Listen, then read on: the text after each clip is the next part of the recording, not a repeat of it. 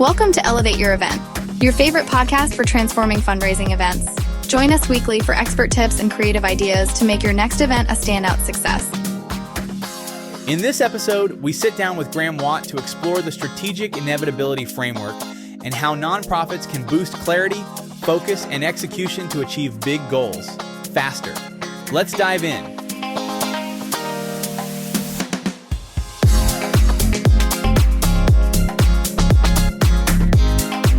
Welcome back to the Elevate Your Event podcast. We talk about all the various ways you can make your next fundraising event better, or maybe just talk about ways to plan that next fundraising event. Mm-hmm. We got a really fun studio here today. We got Tequila Michaela over here. When did that become my nickname? I swear there's tequila in that. I don't know.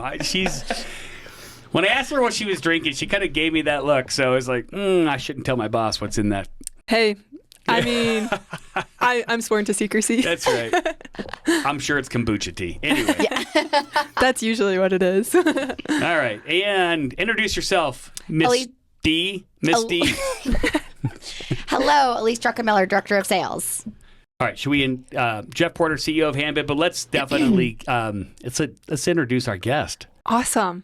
Yeah, we've been chatting about skiing and freezing cold weather. Yeah. We haven't talked about the USA-Canada hockey match yet, but that's, I'm sure, coming. Tonight. Yes. Oh, I've been hearing about it for 2 days straight now. Okay. Graham, please introduce yourself. We're excited to have you on here. It's so good to be here. This has been a lot of fun already, and we're just getting started. My name's Graham Watt. I'm one of the owners of Anthem Creative. We are a creative agency that specializes in serving the nonprofit sector, and a film studio as well that does long-form documentary-style filmmaking. So we've been at this for about 10 years, working with a couple hundred nonprofit organizations, and this is my life's work. Oh my God! And did I see that you guys worked on The Chosen? Is that correct? Correct. Yeah, we've done quite a bit of work with The Chosen, That's including awesome. There's a 4-part docuseries on Amazon Prime right now called Jonathan and Jesus that we executive produced and came up with a concept for that. And so, that's won a couple of awards for us, and we've done some fun work with The Chosen. What a great series! That's awesome. Yeah, it really is. Mm-hmm. I've known all those Bible stories my whole life, but seeing them just really personified it and made it come true in my mind.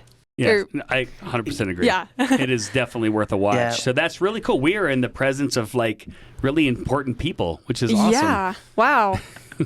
A VIP. You're doing really important work for the kingdom. We love that. Yes, we do. All right. Thanks. But you know what? My brother, my brother should take all the credit for that. I had very little to do with The Chosen. He's our director and producer on the studio side, and so he's kind of been the one in the weeds masterminding that. Very, very cool. But that gives you guys a lot of credibility. You guys, obviously, if you're doing productions like that, you guys bring a ton of skills to the nonprofit clients that you have. That's awesome. Mm-hmm. But all right, so let's talk about kind of dive in a little bit about what you do, and then when we started our conversation, outside of the prediction of the U.S. beating Canada again in hockey, the other thing you mentioned was you have this new methodology.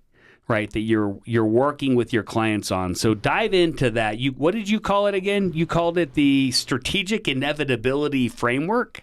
Is that right? That's right. Oh yeah. Yeah, it's a mouthful. It kind of makes people stop and go, "What did you just say?" It's. I said this before. The concept is almost so simple that when I first started playing with it, I thought it's too simple to be valuable. But then we started testing it out with our clients and just found it to be an absolute game changer. The premise behind strategic inevitability is basically this. If you can clarify a goal, an outcome, or objective, you can then work backwards from it, asking the question, what actions, activities, tactics, and priorities would we need to execute in order for that outcome to become inevitable? And if you can do that, you can actually build yourself an action plan that is within the realm of capability and the possibility of what the organization can execute. And then if you work the plan, the result becomes inevitable. And so, I've worked this through in my personal life. So whether it's personal fitness, whether it's helping my son, improve his hockey skills, it's well, what do you want to accomplish? What's the goal? And what are you trying to do? And then what would you need to do in order for that to become inevitable? And if you can answer those questions and you've got, the resources and the will to execute and the support that you need to do it, then the result becomes inevitable. And we've seen this with our clients again and again. Yeah. And you say the will. Discipline comes to mind when I think about that as well, right? 100%. Because people give up easily, right? I mean, people give up pretty quick. One of the core principles that we base this on is, Jim Collins' work in his book How the Mighty Fall. But he identifies one of the core issues and challenges that organizations face. We see this with nonprofits almost, unanimously, but it's what he calls the undisciplined pursuit of more. And so often what we find ourselves doing as a service provider is we kind of help our clients and save them from the undisciplined pursuit of more. And what this strategic inevitability framework does is it helps us to pursue the what's called less but better. And so it's this idea of essentialism. So there's another concept and principle that this is all anchored around. And it's this idea of, the disciplined pursuit of less but better. And so it's the contrast between those two things. And so, we really force our clients, we're actually quite hard on them. We force them to get really clear on their goals. And we don't walk out of the room until we've gone through a process of ruthless prioritization. And one of the lines that we use a lot is that if everything matters, then nothing matters. And, nonprofit organizations, I often use the metaphor of targets and arrows. If you've got 20 targets that you're aiming at, but only 10 arrows in your quiver, then how do you use them effectively? And what is most strategic, right? And so if everything matters, nothing matters. And we often see organizations chasing all kinds of different things, and none of it's really strategic. They're not really sure why they're doing it. And so what we do is we stop and we ask the question, what matters most? What is most vital? What is most important? And what are the few activities that you could focus your energy and resources on, recognizing that everyone's wearing 3 hats in a nonprofit organization and budgets are stretched thin? What are the most strategic, highest leverage activities that you can focus on and execute that are going to actually get you to the goal that you have? Yeah. This sounds like EOS rocks, doesn't it? Yes, I'm thinking like quality over quantity, less is more. I mean, yes, I am hearing EOS rocks all over this. Yes. Right. Yeah. No, this is awesome. There's definitely some undertones. Yeah. But I mean, the concepts, it's so interesting that they all make sense to us, right? We all look and go, yeah, that makes total sense, right? But is it what we do? No. I mean, do we fall back into these habits where it's like whatever's comfortable? Yeah. Yeah, I think comfortable and easy. And sometimes you think about it like, you keep talking about like working backwards to get to the starting point. I think a lot of people, don't have the discipline or they just quit or whatever because they start at the beginning, which is what you would think you would do. But I think that many people look at it and say, oh my gosh, it's so overwhelming. I don't know how to get there. Right. And so he's presenting a solution to say, well, what are the steps to go backward? Those are your steps to move forwards, right? That's exactly it. Well, and what we do is we limit it to a 12-month time frame. Ooh. And so this is what I was saying beforehand, right? We have executive directors coming to us and saying, I've got a 3-year or a 5-year strategic plan, but it's at such a high level that then how do I go about putting this into action? How do I tell my team where to focus their energy? How do I direct my budget and the limited resources that we have? And, so what I often say is that this process, the strategic inevitability framework, and the 1-day sprint that we do with this and what we, walk our clients through, it's kind of the connective tissue between strategic planning. So this is not a strategic planning exercise. What we do is we take the strategic plan, if there is one, and we digest it. We then break it down into a 12-month actionable tactical roadmap that gives the organization the clarity that they need and the alignment to go, I know exactly what matters most and where I need to put my time, my energy, and my focus.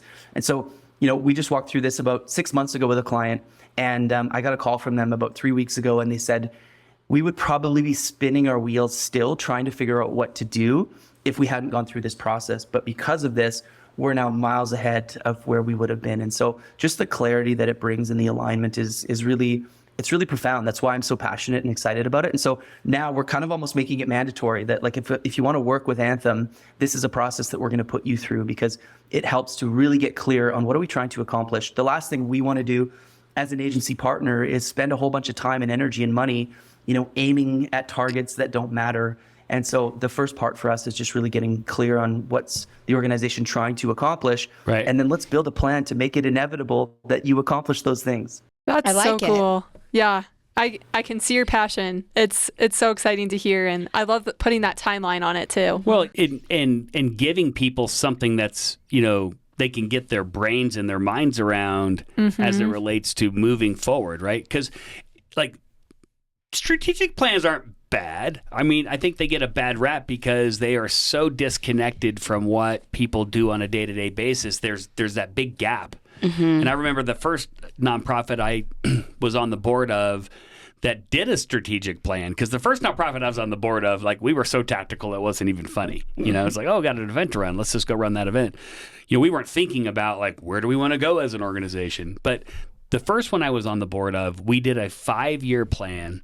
And what it forced us to do is say, what do we want to see in 5 years, right? Like, those things are good. They can be healthy, right? Like, this is what I'm hoping I'm going to be able to accomplish as an organization. But if you don't roll back, Graham, like you're talking about, to that 1-year plan of like, just, okay, if I'm doing a 5-year plan or a 3-year plan, say I'm doing a 3-year plan, how do I get a third of the way there? I was going to say, you've got to figure, you got to know at year 1, you got to be a third of the way there. So what do you do that year to get there? What does that look like?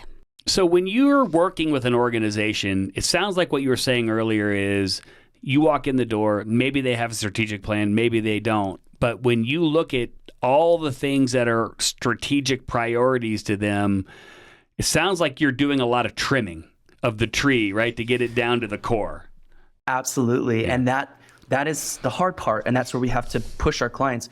We've had one client in particular come through this process with us and do the 1-day strategic sprint, and at the end of it walked away with 3 priorities, because everything that we do is anchored to the organization's capabilities. What are you actually capable of accomplishing? Let's be really realistic about it.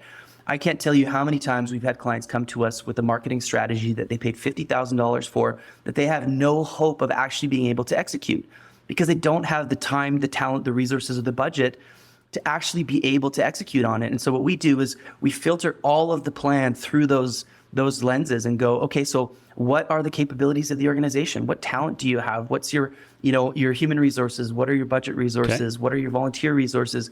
We look at all of that, filter it through, and then build a plan that they can actually execute.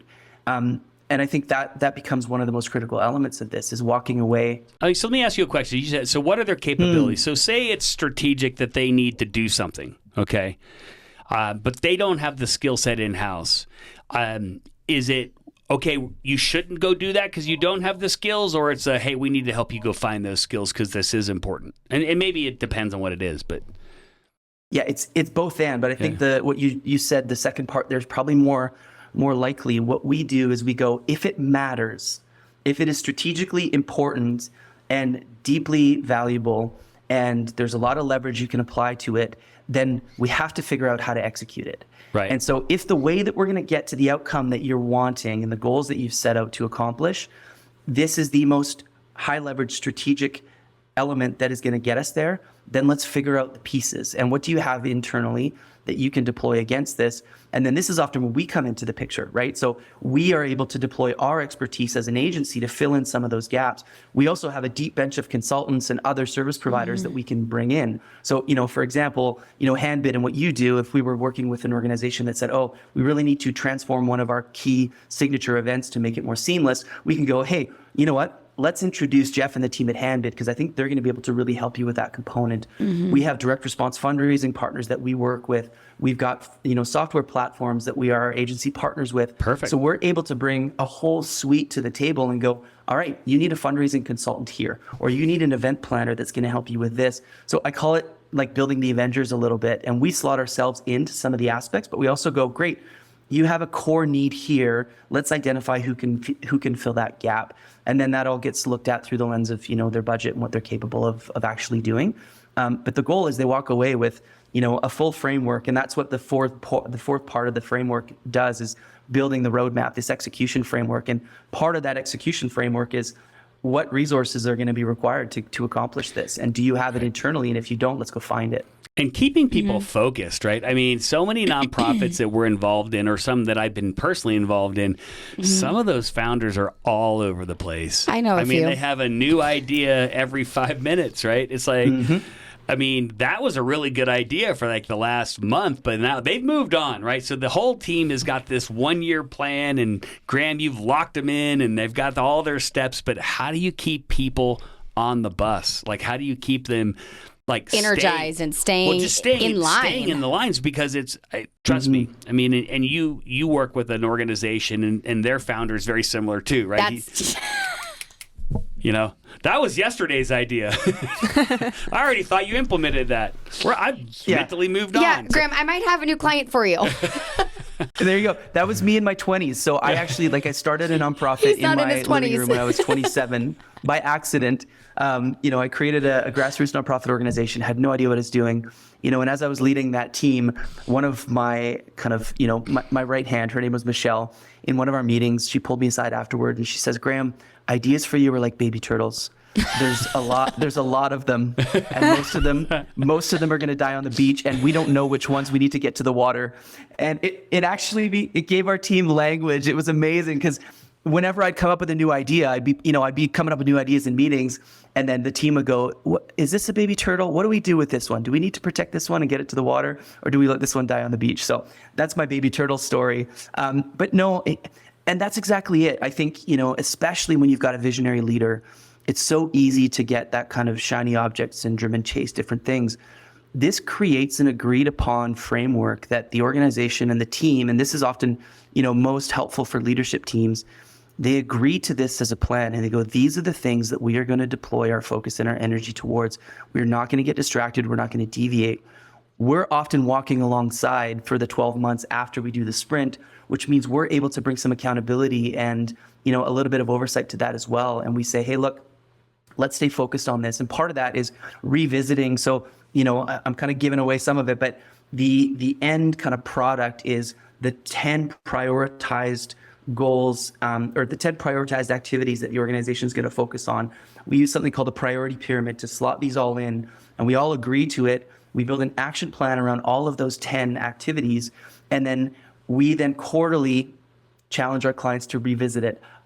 So we practice this as an agency. We do this every year.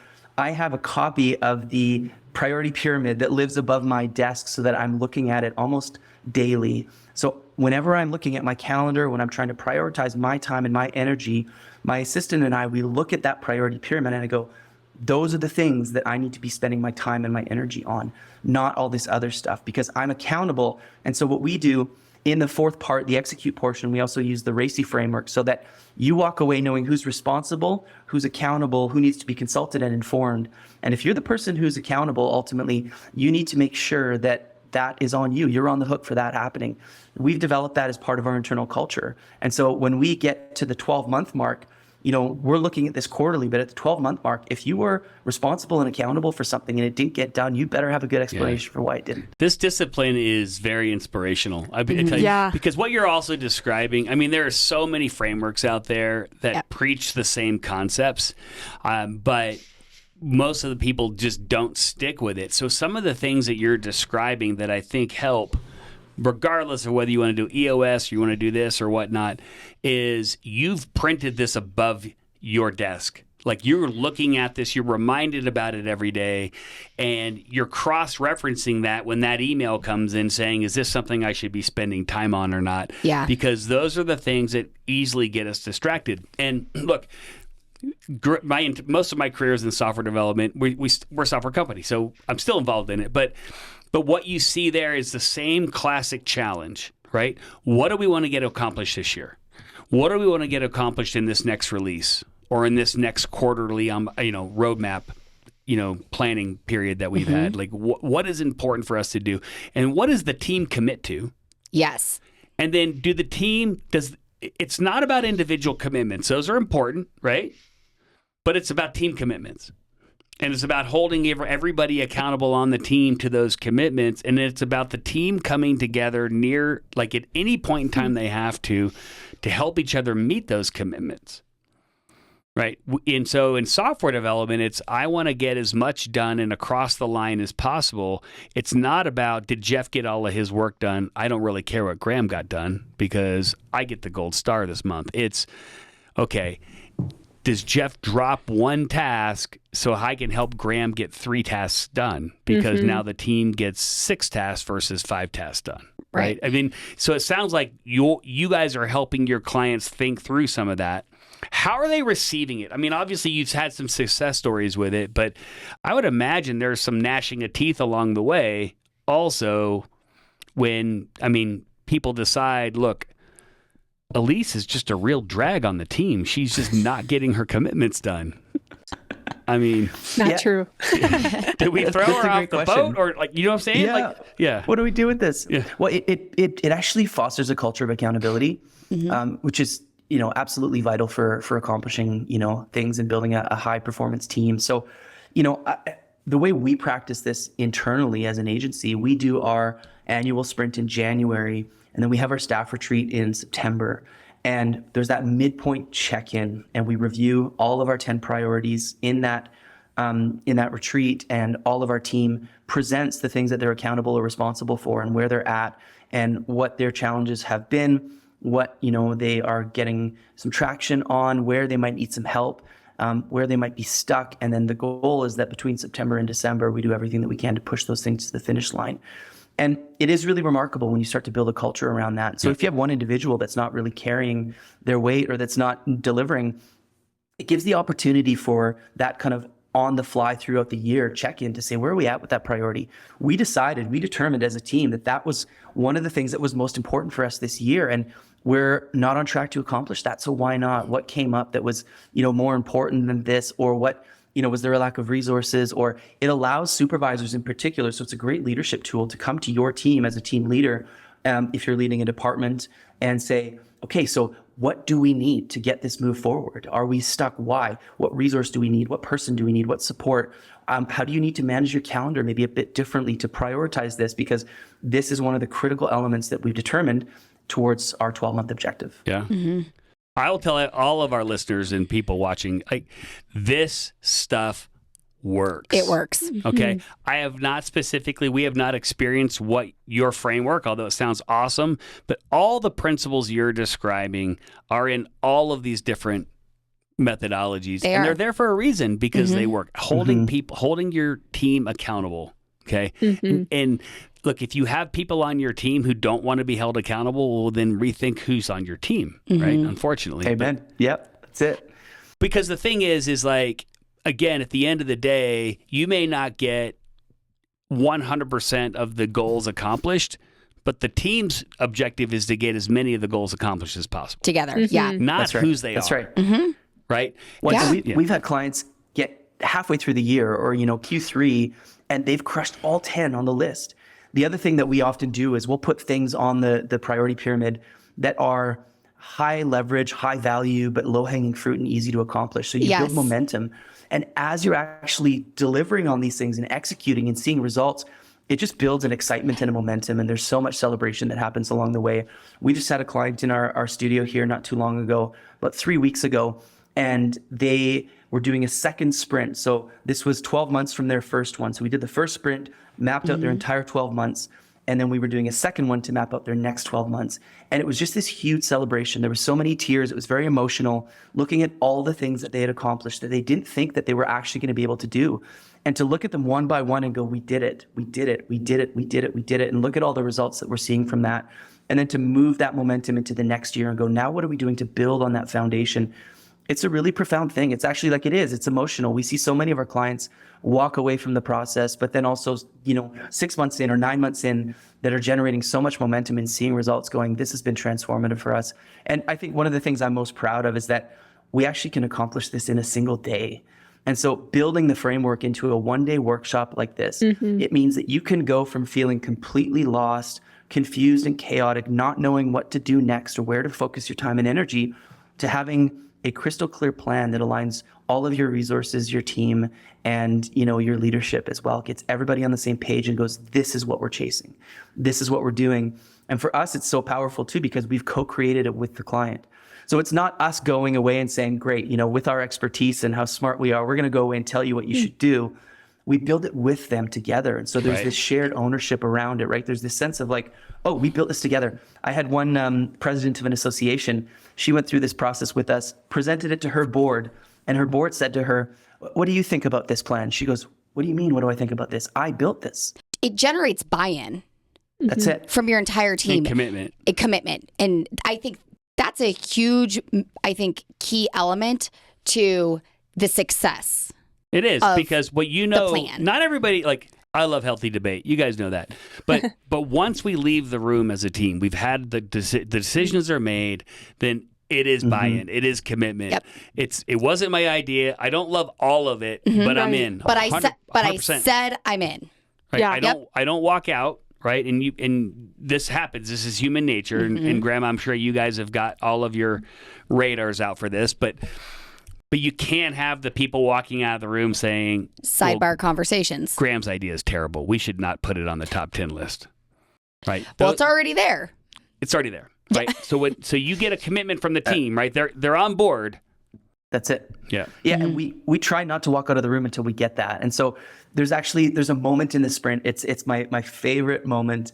And it's the marker for us. I know intuitively, or our facilitators know, if we don't get a resounding yes at this moment, we haven't done the work and we need to dig deeper. And so sometimes it requires a bit of follow-up. But at the early portion in the day, so the 4 parts of the framework are envision, explore, eliminate, and execute. In the envision portion, we go through an exercise that we call the champagne moment.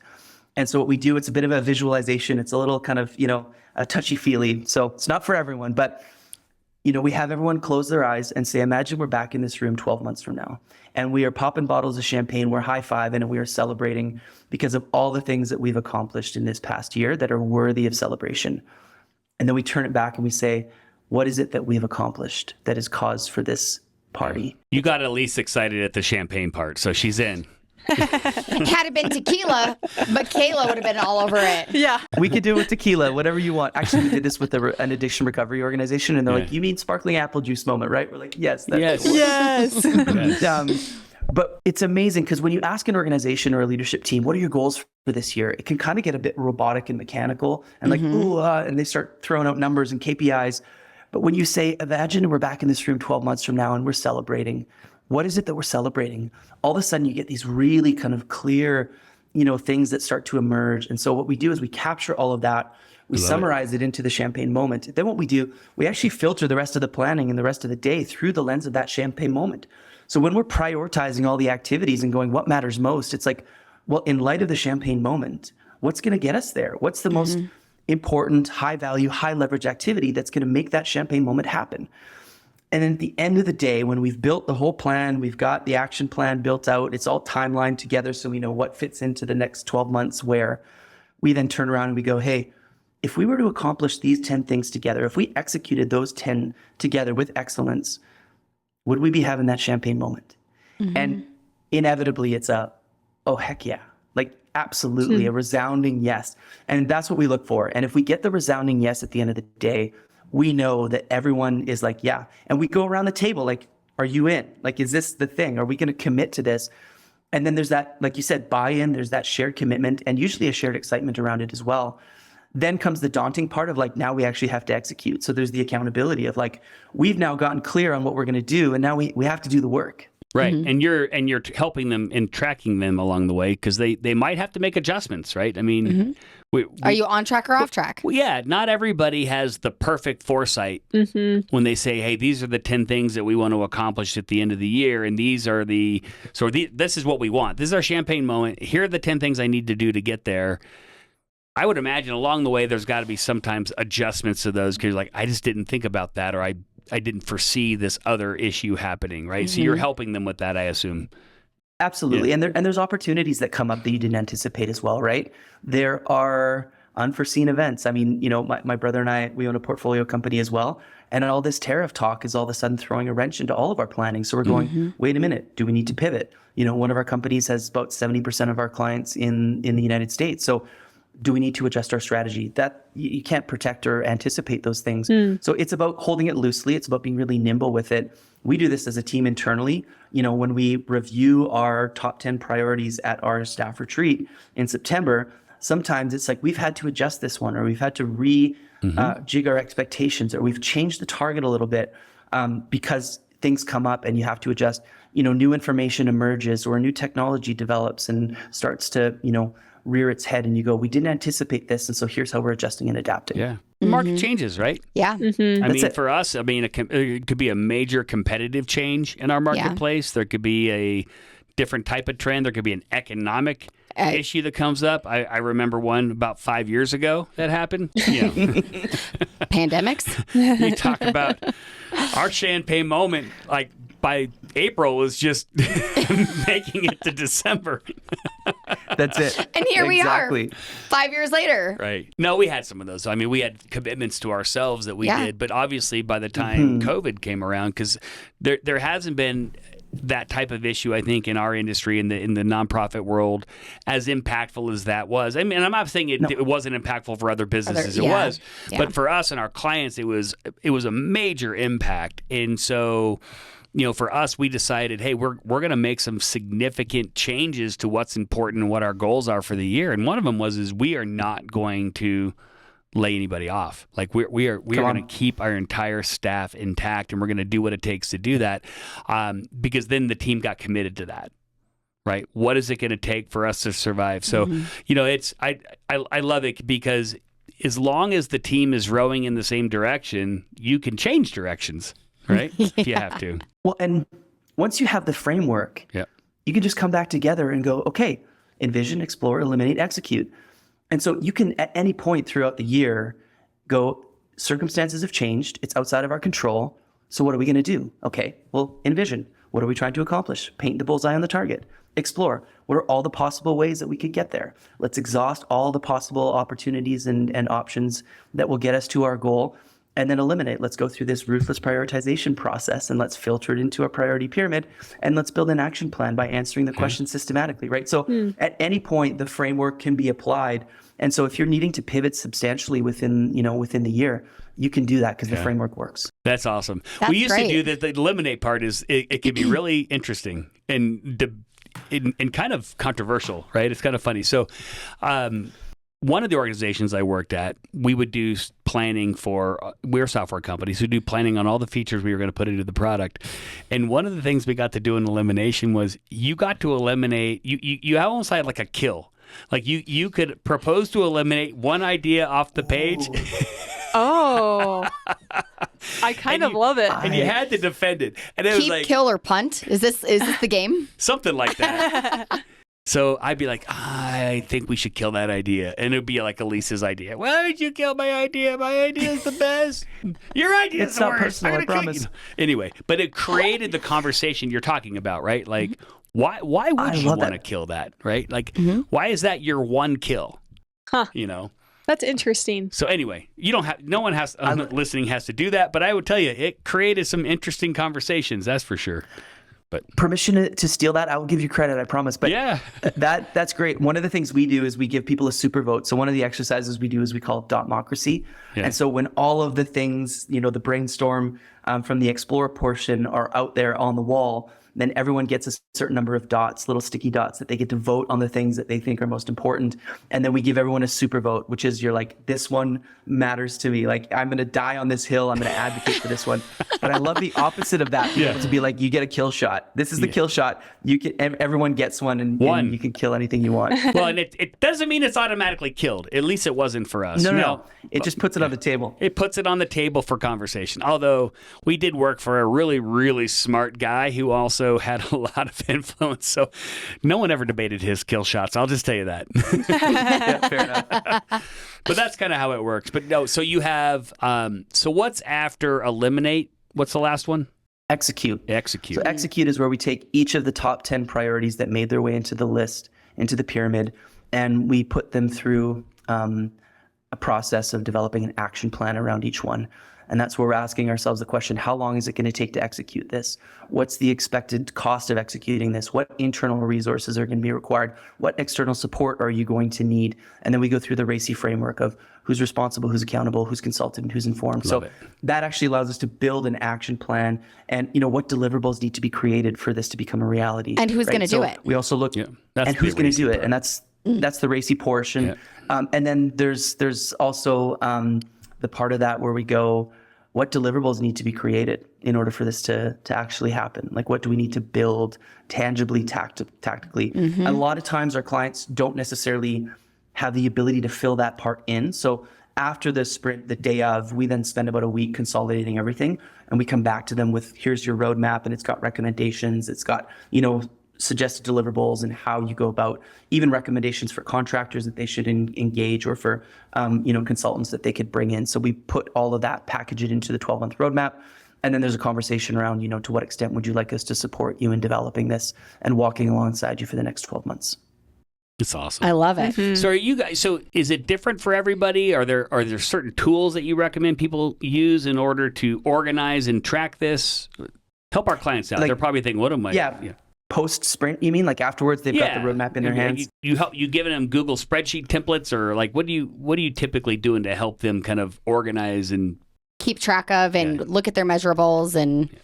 Yeah, it depends on the nature of what goes into the list, to be honest. And that's part of the customization of it. It's different every time, right? So depending on what the actual objectives are and what the priorities are that land in that top 10 list, the way that gets executed and tracked throughout the year will differ. And like sometimes there's a retainer agreement for us where we're owning a lot of it. We're project managing all of the components of it too. So we're then going to use our systems and our processes. We use tools like High Level. We, use our project management software. So there are things that we can onboard clients into that help us to keep track of these things as well. There's definitely a suite of tools that we can deploy. Some of these things that we don't touch, and that's part of it too. Like, sometimes there's a board realignment process that needs to take place. We're not going to touch that, but we're going to check in and hold the client accountable to make sure that that's tracking along. So it's not always something that we own or that we put into a dashboard, but really that's where that priority pyramid in and of itself and the timeline. I love that just because I'm so tactical and practical. But when you see all of those 10 priorities and you've built an action plan around them, so there's no ambiguity about how we're going to get this done, and then you layer it into a 12-month timeline and you can see it and you go, okay, April to June is when we're going to tackle that. We know who's going to tackle it, what's required, and what we're going to have to do. It just gives so much clarity and peace of mind as well. I think it's awesome. I think it's great. I do too. Yeah. Like I said, at Handbid, we do EOS is very, very similar. Yeah. I like the year-wide visibility because we have annual goals, right? Yeah. And EOS makes you do those. But then you have quarterly rocks. It'd be interesting to map out rocks for the year. They might change. Sure. But just to look at it and say, these are the big-time company things that we intend to do. No, this is exciting. Yeah. I'm like such a checklist person. I make a checklist every day. I have a notebook in my bag that I carry with me all the time. And I mean, I have it on my list to drink 2 bottles of water. And it's like so exciting when you accomplish that. And it's like, so let me guess, you're the person who, even though you did the task, writes it out just so you can check it off? I feel just so called out. Yes, it's me. We see you. I do too. Yeah. I do too. Yeah, it makes me feel so much better. And at the end of the day, if I'm like, oh my gosh, I didn't get as much done as I was hoping to today, I write down everything I did and I feel so much better because I did get 15, 20 things done. But, looking back just makes me feel so I know good. You should counsel my wife because she comes home all the time going, I got nothing done today. I'm like, well, you were in your office working pretty hard. Yeah. Hopefully something got accomplished. Nothing on her list. Well, that's different, right? Maybe it was a company objective. True. No? You're not buying that one? No, because I know what she's doing during the day. Awesome. And I see her to-do list. Well, and I think this would work well. I mean, we got to wrap this up here soon, but I think this would work well for events as well. I mean, now it's going to force people to start thinking a year out. And a lot of our clients don't. I mean, me included. Yep. I go through event hangover after pulling it off, and I was like, don't talk to me about another Kentucky Derby event for 6 months. Right. Yeah. But that wouldn't work in this case, right? I mean, you'd want to and it would make more sense, and we would accomplish more. Mm-hmm. And it would feel less chaotic and rushed. I mean, yeah. I mean, we're doing it right now for Derby. Yeah. Our Derby event is in May, and we haven't even started looking for auction items yet. But Graham, that's just how we are. That's how you roll. I mean, but it's actually often one of the things that happens within the sprint is events get put on the table for discussion, right? It's like that annual marquee event that we do, that big gala, whatever it is. Is it something that we should continue doing, and where does it fit within the priorities? 100%. Is it really high at the top of the pyramid? And what should change? If it is, maybe. And that's it. That's exactly it. There's another exercise we go through that we call stop, start, keep, tweak. And that's often one of the things that gets discussed is events. Yeah. Right. Because tweak is like, well, that event is good. It's not worth, taking out back and getting rid of, but it's not quite right. It's not working the way that it should, or maybe it could be that much better. So it's run its course and we need to change it a little bit. Yeah. Yeah, one of the things we'll often do too is an event audit. And so, I was mentioning this before, but we had one client that, they did like a dozen events throughout the year, and a lot of them were legacy events. They were just doing them because they've always done them, and it was just so much energy directed towards these events. And so it was like, hey, what if we took the top 3 events that you do that are the most valuable, that have the greatest return on investment, that have the best kind of brand presence and equity, and let's invest deeply into those, and let's take the rest, and what if we transform those into digital campaigns somehow? And so, it was a process of retooling the way that they do events and approaching things and changing the focus and emphasis. So, events are a huge part of that. And again, you could use this strategic inevitability framework for events as well. So when you're looking at an event, you can go through, like, envision what do we want the event to do and accomplish and deliver.